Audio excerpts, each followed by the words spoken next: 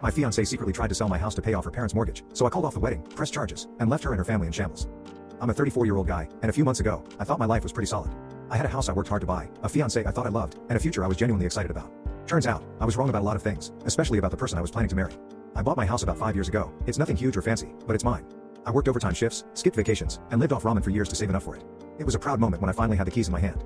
When Kelly, my fiancée, moved in 2 years ago, it felt like we were taking a big step forward.